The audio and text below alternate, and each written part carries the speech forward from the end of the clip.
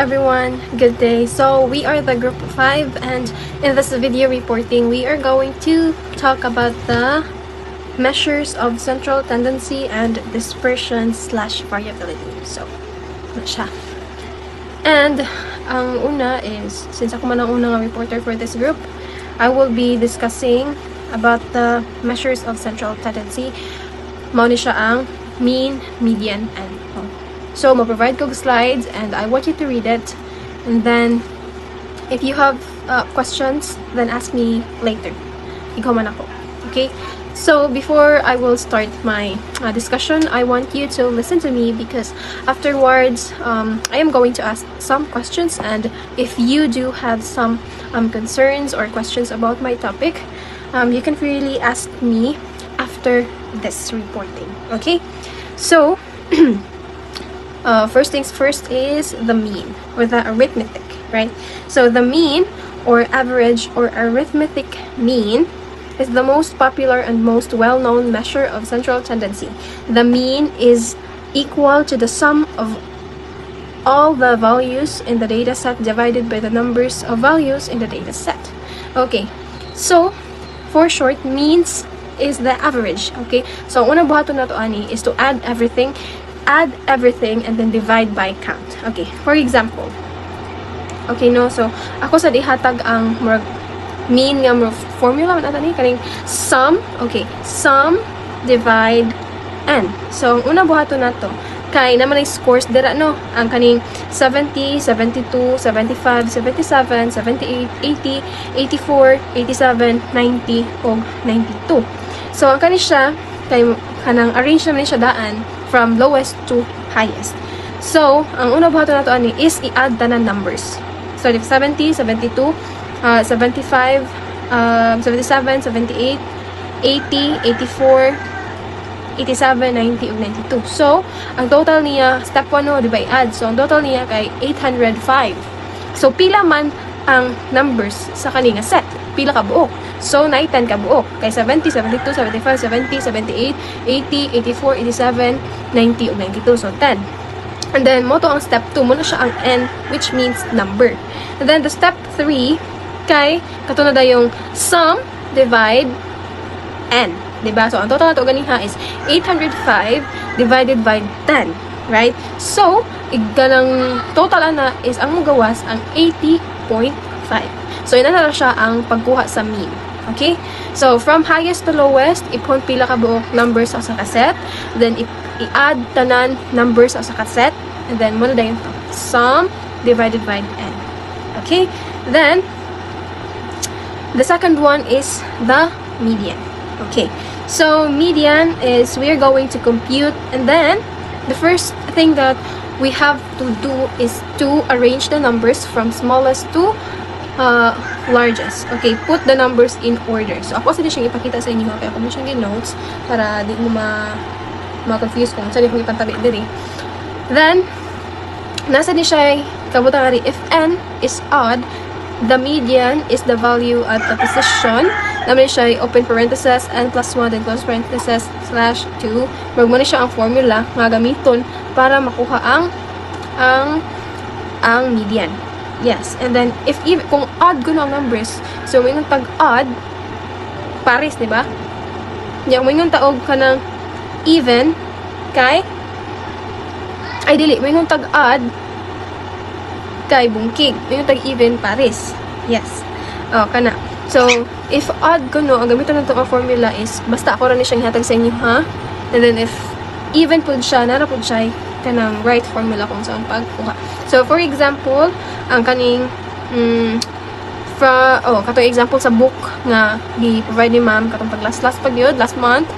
Then, so, ang raw numbers nato kay 65, 55, 55, 89, 59, 35, 14, 56, 55, 87, ug 45. So, di ba niyan ako ganihang ang pinakauna na to buhaton is arrange ang number from smallest to largest. So, ang step 1, di ba mo to no, arrange na to. So, na-arrange na 14, 35, 45, 55, 55, 56, 56, 65, 87, 89. So, ang step 2 is ang middle two are positions 5 and 6. So, di ba, sa middle, makita na to ang nagbalik-balik ang 55 ug ang 56. Di ba? So, ang step 3 is kuhaan to na to ang center. Ang center ay 1, 2, 3, 4. 1, 2, 3, 4. Di ba? 4, 4 each sides. Then, ikahuman, ang mabilan na kay kanimang 55 ug 56. Then, ikahuman, i-add na mo si 55 ug si 56 and then i-divide og 2. Nga, muna na magawas kay 55.5. Di atong i-try. Itong i-try o divide si add si 56 and so ni 55 okay 55 plus 55 plus okay wait ha 55 plus 56 equals 111 divide 2 equals 55.5. Diba? Nanara siya kaon ang median. So the next one is the mode. So, ang sunod is ang mode. So, mode, kung saan ito pag-compute ang mode is, inanira siya din. Count how many times each value appears. Okay, sa katong pariha itong example sa median ganiha. Diba, nagbalik-balik man si 55 ag si 56. So, the values with the highest frequency modes. Then, if one value highest, kung saan ang value highest, kung saan siya, unimodal. Diba, nakaginataan ni pag last semester? Oh, yeah, last year. Pa-finals na to first year. Diba, nakaginataan ni unimodal, bimodal, duha. O, diba? If two values tie, bimodal. If all different, no mode. Diba? Kung wala yung nagbalik-balik, wala nagkapariha, no mode, na siya kabutang. And then, example sa katong ganiha, ibalik na itong example, ang example sa median, katong 14, 35, 45, 55, 55, 56, 56, 65, 87, and 89.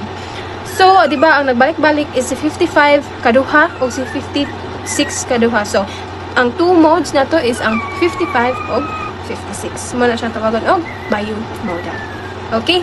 So, if na may further questions, any violent reactions, or na may line concerns, you can freely ask me. I will try my best to give the kanang explanation or to explain it further para mas ma-understand atong tanan. Okay? Next, I will be discussing normal and skew distribution. This helps us understand how scores or numbers are spread out in a group. First, what is distribution? A distribution shows how scores or numbers are spread out. It tells us whether most students get high scores, low scores, or average scores. Next is a normal distribution. A normal distribution has a bell curve. This happens when most students get average scores, only a few students get very high or very low scores. It is a normal distribution. The mean, median, and mode are all located at the center. The graph is balanced on both sides. For example, if many students scored around 30 to 40 out of 50, and only a few score very low or very high, the graph formed in a normal distribution. The next type is a negatively skewed distribution. A negatively skewed distribution has a long tail on the left side or lower scores. A negatively skewed distribution has a mean, less than median, and less than mode. This means only the few students get low scores, while most students get high scores, so the scores are gathered on the upper or high end. For example, if the leader explained the lesson very well and many students understood it, most of them will get high scores. This creates a negatively skewed distribution. The last type is the positively skewed distribution. A positively skewed distribution has a long tail on the right side or higher scores. Has a mode, less than median, and less than mean. This means many students get low scores and only a few get high scores. So the scores are gathered on the lower or left side. For example, if the quiz was difficult or the lesson was not fully understood, many students will get low scores. This result is a positively skewed distribution. To summarize it, normal distribution is the most scored are average. The graph looks like a bell. Negatively skewed distribution, the most scored are high, tail is on the left, and the positive skew distribution is the most are low, tail is on the right side. Understanding this distribution helps teachers know how students perform and whether a test was easy, difficult, or just right. Now let's talk about outcome-based teaching learning and score distribution. It basically means how the lessons, activities, quizzes align with the intended learning outcomes. So teachers check your understanding through formative assessment like mag-quiz ba si teacher or magpa-activity. And if students do not understand the lesson class or na sila yung mga nalibgan baron sa inyong lesson, of course, i-reteach na sa maestra until mastery. If this happens class, most students will get high scores because the teaching aligns well with the learning goals and the students understand better. When most students get high score, the score graph will look like this. So kung miingon tag skew guys, that describes the direction of the tail sa distribution. As you can observe, sa negatively skewed distribution, ang ihang tail points to the left. So therefore, more scores are high, so daghan ang nakapasar. That will happen if i-align sa teacher ang iyang lesson, ang iyang mga activities and quizzes sa intended learning outcomes. However, class, if the teacher's teaching do not match the intended learning outcomes, students will get confused, lessons don't match quizzes, and students are not learning what they are being tested on. Then most students will get low scores. So in that case, class, that leads to positively skewed distribution. So ang iyang tail is naa sa right side. So therefore, more scores are actually low. So mas daghan ang mga wala nakapasar. In simple terms, class, kung daghan ang mga nakapasar, that's negatively skewed distribution. So ang iyang tail is naa sa left side. Pero if daghan ang mga nahagbong, that's positively skewed distribution. So therefore, ang iyang tail is naa sa right side. So that's why it's very important that the teachers aligns her lessons, tests, quizzes, and activities with the intended learning outcomes. Para in the end, the students will gain mastery. Now, let's proceed to the measures of dispersion or variability. So there are three common measures of dispersion or variability. First is range, then variance, and standard deviation. But before that, what is variability? So variability refers to how spread out a group of score is. The term variability, spread out, and dispersion are synonyms and refers to how spread out a distribution is. So, natay duha ka kanang kuan set of example. Ato ang pangitaon ng ilahag mean. So, ato silang i-add tanan.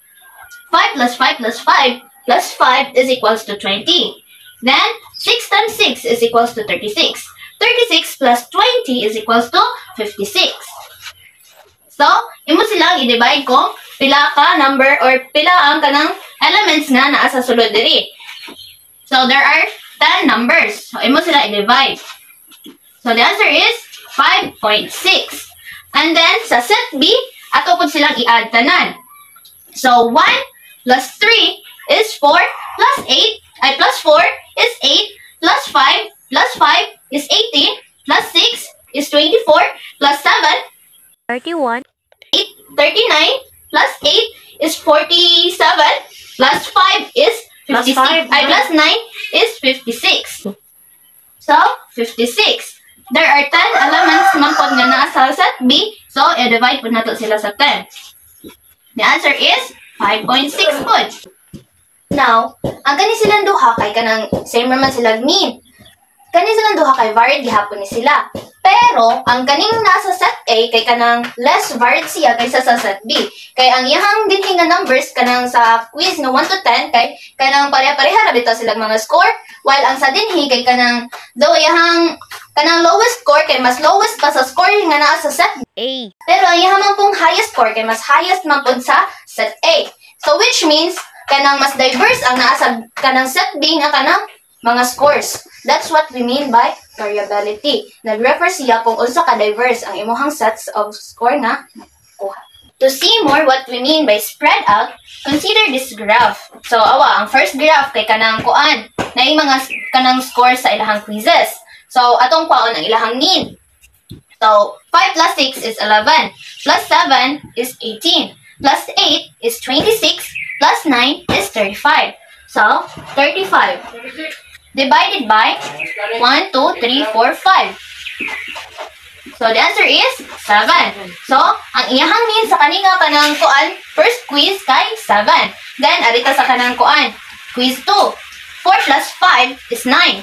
Plus 6 is 15. Plus 7 is 22.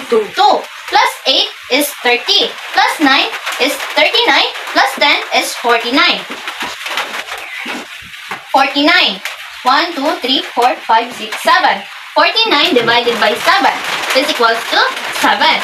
So, do pareha sila og mean, ma-identify nimo nga ang kanang sa diri nga panang score sa quiz 2, mas spread out ang ilahang mga score kaysa sa dinhi kay ila kay kanang close ra bitaw or compose ra ilang mga score.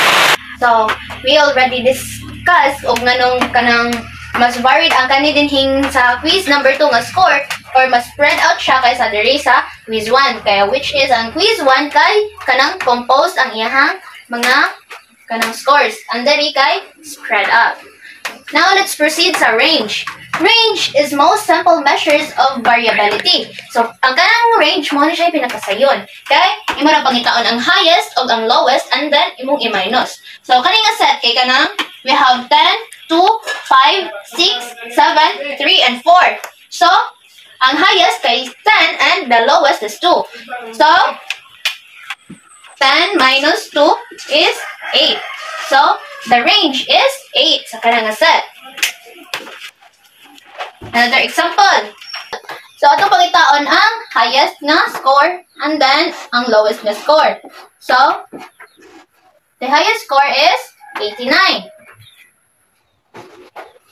Minus ang lowest na score kay 40.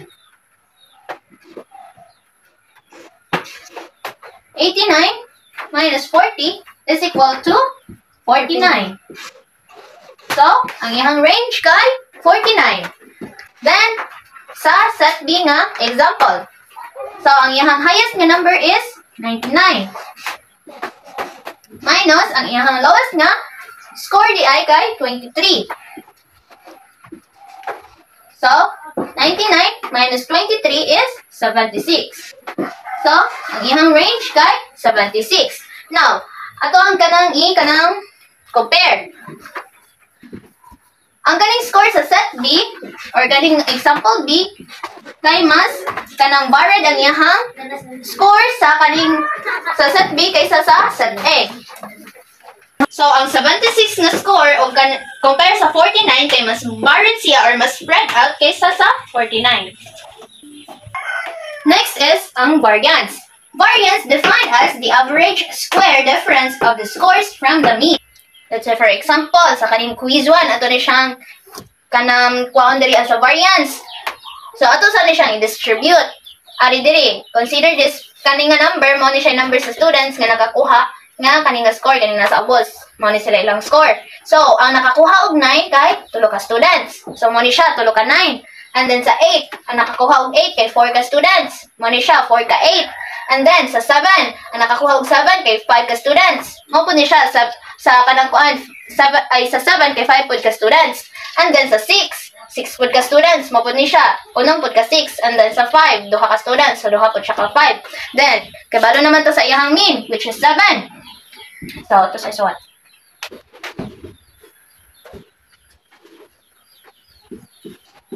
7. So, ato na siya ni minus para makakuha ta ani og kani. So, 9 minus 7 is 2. 2 squared is 4. And then, kanina pod sa 8. 8 minus 7 is 1. 1 squared is 1. And then, sa 7. 7 minus 7 is 0 and 0 squared is also 0. 6. Minus 7 is negative 1. Negative 1 squared is positive 1. Okay? Negative times negative is equal to positive. And then, 5 minus 7 is negative 2. 2 squared is positive 4. And then, imo siyang totalog tanan. 4 plus 4 plus 4, 12, 13, 14, 15, 16, 17, 18, 19, 20, 21, 22, 26, and then 40, ay 30. So, ang kaning 30 mo ni siya. 30 is the total. Muna siya. Ano lang siya sa ubos, so, which is 30. So, 30, mo siya i-divided by sa kaning n. Number sa kani. Sila ni sila kabuok. 1, 2, 3, 4, 5, 6, 7, 8, 9, 10, 11, 12, 13, 14, 15, 16, 17, 18, 19, 20. 20. That's it. And then, 30, mo ni siya, andiri, kanyo, 30. And then, ang n na to kay 20. So, 30 divided by 20 is equal to 1.5. Mo ni siya, ito ang variance. Variance is equal to 1.5. Nagets ninyo? Very good. It's a standard deviation. So, ang standard deviation, ginaday siya yung duha ka kanang formula, which is for the population standard deviation and for the sample standard deviation. So, first, arita maguna sa katong population standard deviation. Let's say, for example, Sam has 20 rose bushes. The number of the flower on each bush is 9, 2, 5, 4, 12, 7, 8, 11, 9, 3, 7, 4, 12, 5, 4, 10, 9, 6, 9, and 4. So, in finding the standard deviation, we have 4 steps to consider. First, we have to work out with the mean. So, ato ni silang pangitaan ang ilahang mean. So, mean is from the Greek alphabet, kani siya, which means mu. Kani siya is from Greek alphabet. So, ato ni silang i-add tanan. So, 9 plus 2 plus 5 plus 4 plus 12 plus 7 plus 8 plus 9 plus 11 plus 3 plus 7 plus 4 plus 12 plus 5 plus 4 plus 10 plus 9 plus 6 plus 9 and plus 4 is equal to 140. So, 140, ato siyang i-divide kung pila ni sila kabuok diring numbers. So, which is 20. 140 divided by 20 is equal to 7. So, ang ato ang mean kay 7. Now, let's proceed sa ikaduha na step. So, manaman ta sa work out the mean. Second is, for each number, subtract the mean and square the result. So, ang kani silang kada usa nila, ato i-minus din sa mean, and then atong i-kanang squared. So, diri nga part, mao na ni siya ang katong squared nga kanang kuan. Di-squared na to nga i-minus sa mean. So, for example, 9 minus 7 is 2. 2 squared is 4. And then, 2 minus 7 is negative 5. Negative 5 squared is positive 25 since kanang same sign and multiplication man siya. And then, 5 minus 7 is negative 2. Negative 2 squared is positive 4. And so on. And then, arita sa ikatulo na nga step. Then work out the mean of those squared differences. Ato na siyang i-add tanan ang kanidinhi.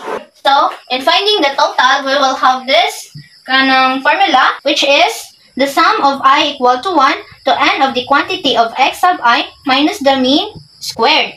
So, ang total ani nila is 128. So, ang 128, ato pa na siya, kani pa na siya din hinga part, kani diri, mao pa na siya, 128.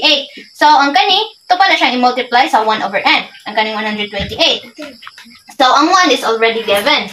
Ang n is equal to, kung pila kabuok ang imuhang numbers nga natin hitanan. So, which is 20. So, 1 over 20 times 128 is equal to 128 over 20. So, 128 divided by 20 is 8.9. It's equal to 8.9. Kani siya, dili pa na siya to ang standard deviation. Mao pa na siya to ang gitawag og population variance.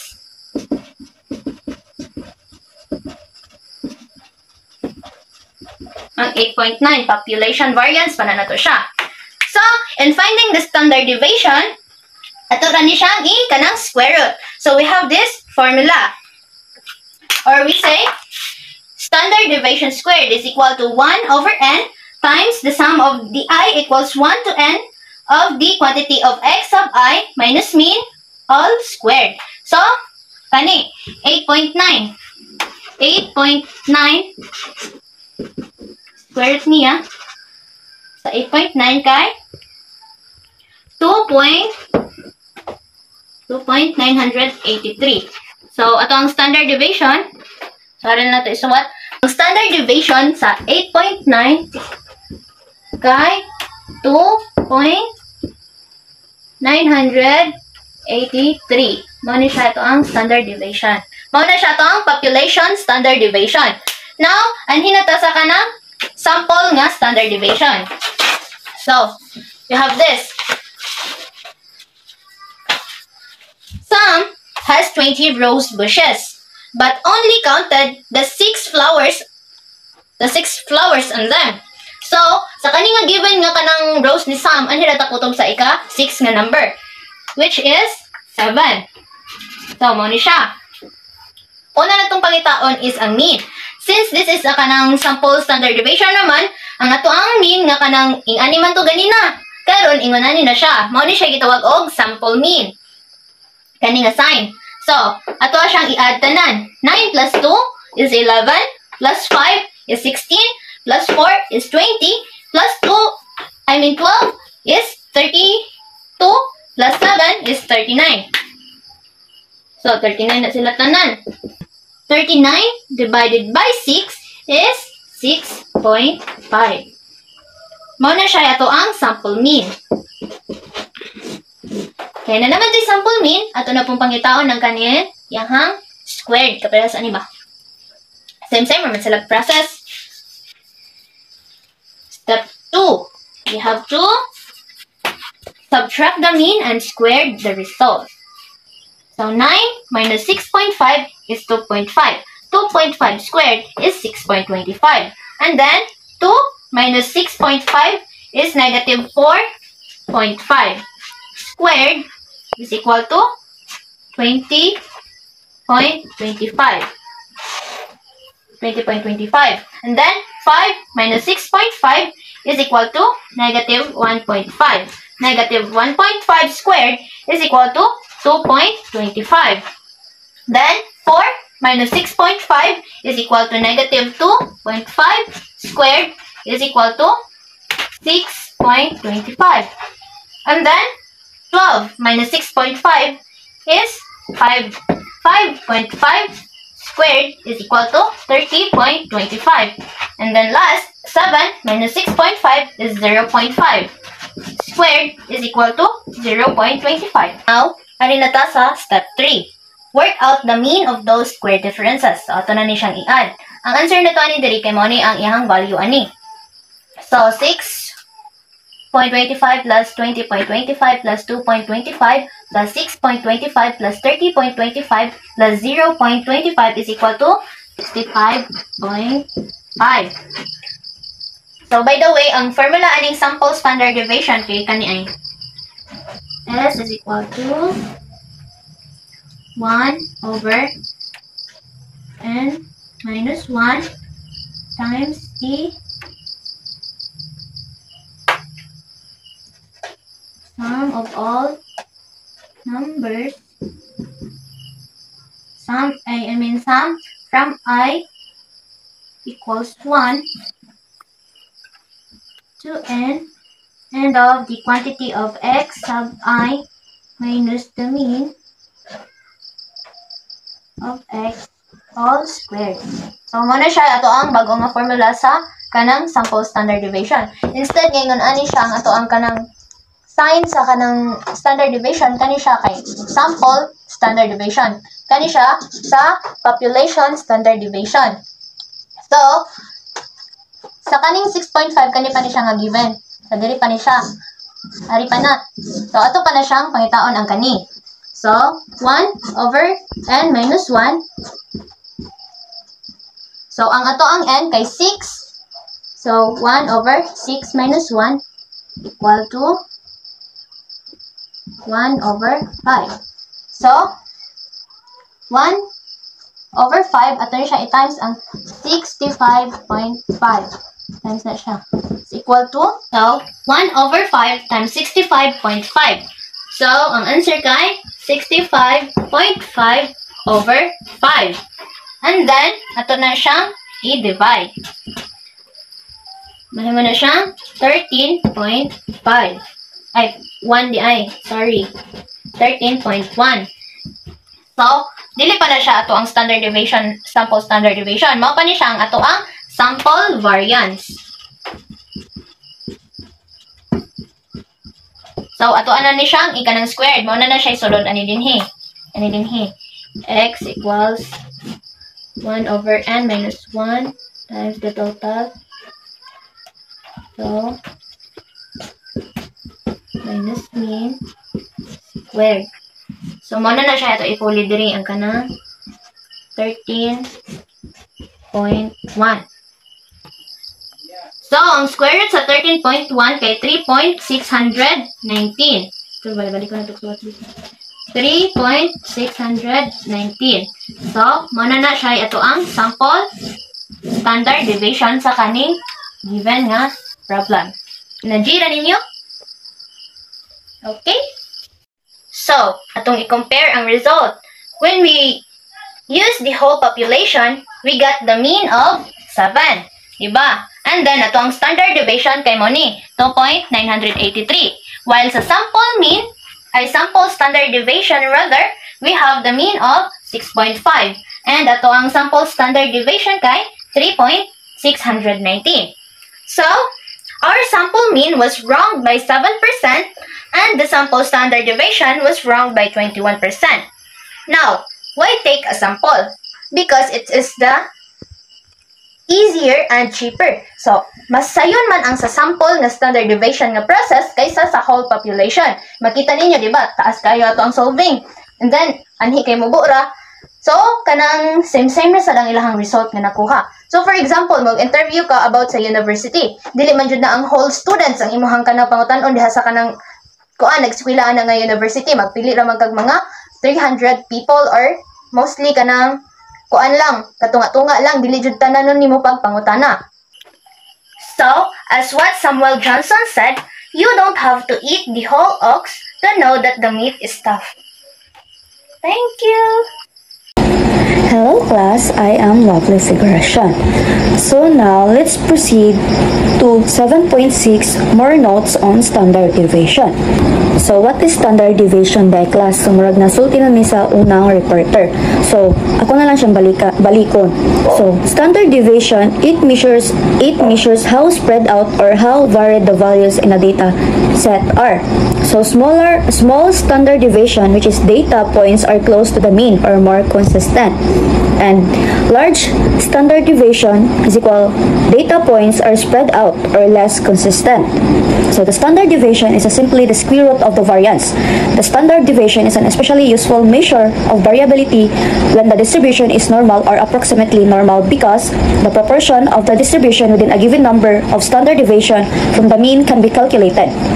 So for example, 68% of the distribution is within one standard deviation of the mean and approximately 95% of the distribution is within two standard deviations of the mean.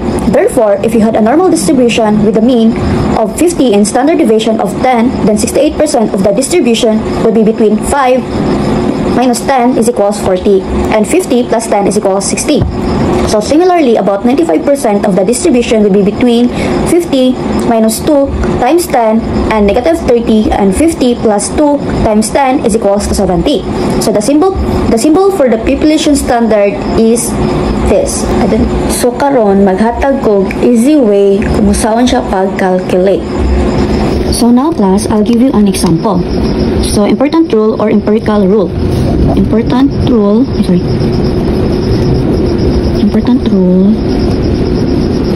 or empirical rule. So here, so na siya 68% of the data falls within one standard deviation of the mean. Yeah.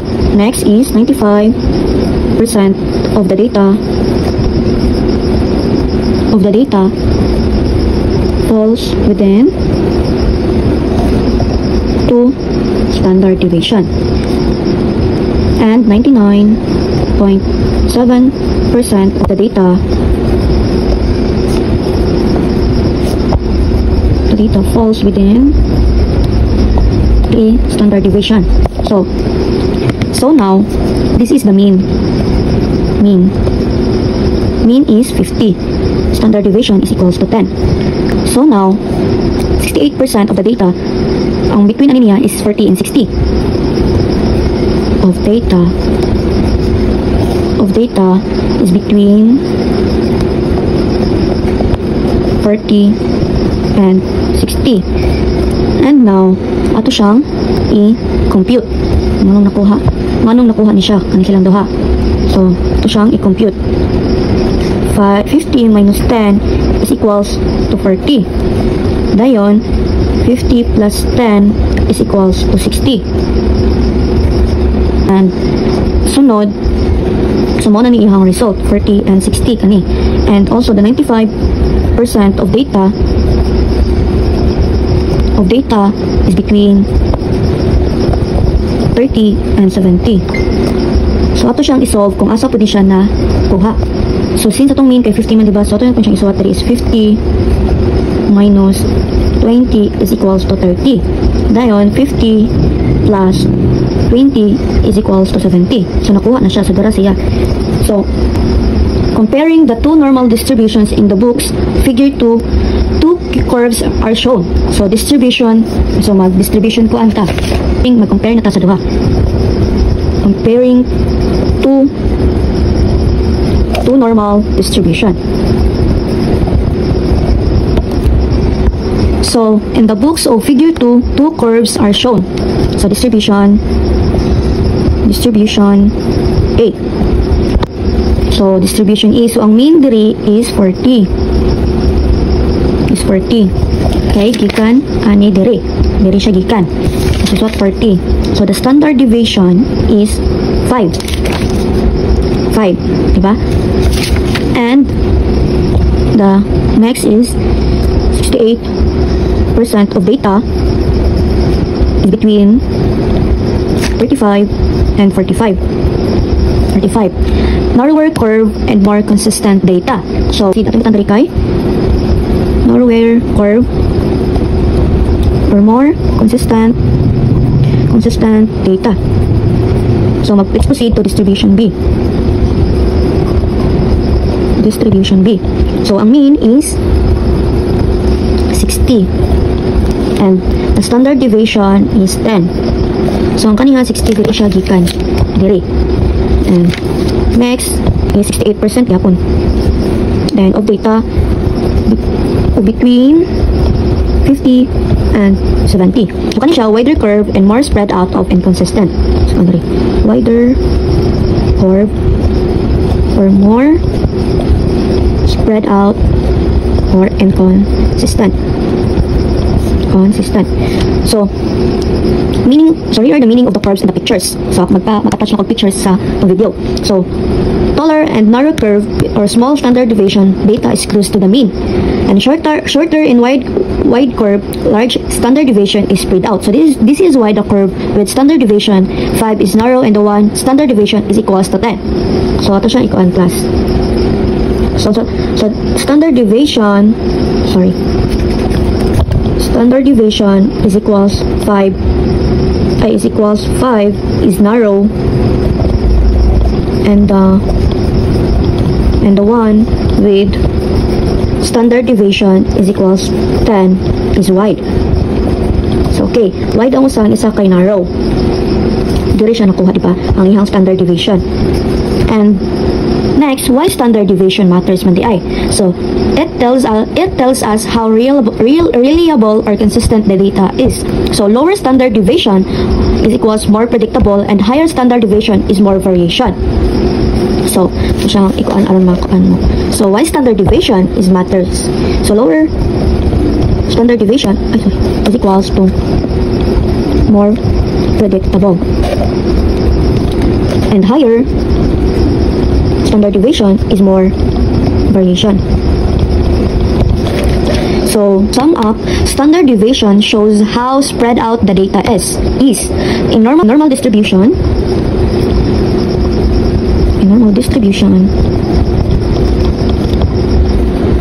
68% of values within one standard deviation, and the 95% within two standard deviation, and the 99.7% is within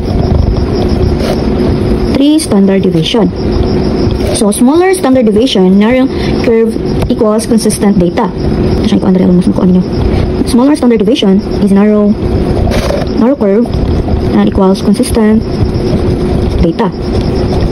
And the sorry class. And the larger standard deviation is equals wider curve or varied data. Nasabtan ra ba class? Sumao ni siya tanan. Next, I will explain the standard deviation in a simple way. What is standard deviation? Standard deviation is a number that tells us how spread out the numbers are. First, we find the average of the number. Then, we look at how far each number is from the average. If the numbers are close to each other and close to the average, the standard deviation is small. This means the data is almost the same or consistent. If the numbers are far apart very different, then the standard deviation is large. This means the data is not consistent or the number vary a lot. For example, suppose these are scores in a small class: 85, 87, 90, 88, and 90. So step 1. Find the average or ang mean. So mean is equals 85 plus 87 plus 90 plus 90 is equals 440. Divided by 5 is equals 88. Step 2. See how far each score is from the mean. So 85 minus 88 is equals negative 3. 87 minus 88 is equals negative 1. 90 minus 88 equals 2. 88 minus 88 is equals 0. 90 minus 88 is equals 2. Step 3. Square the differences to make all positive. Negative 3 squared equals 9. Negative 1 squared equals 1. 2 squared equals 4. 0 squared equals 0. 2 squared equals 4. Step 4. Average the squared differences. 9 plus 1 plus 4 plus 0 plus 4 is equals 18. 18 divided by 5 is equals 3.6. Step 5. Take the square root. So, the square root of 3.6 is about 1.9. Interpretation. Most the score are about 2 points away from the average. 88 small standard deviation score are close together. Interpretation of standard deviation. Standard deviation is a measure that shows how spread of the numbers in a data set are. A small standard deviation means the values are close to average, showing consistency, while a large standard deviation indicates that the values are more spread out, showing variability. In simple terms, standard deviation tells us how much the data deviates from the average.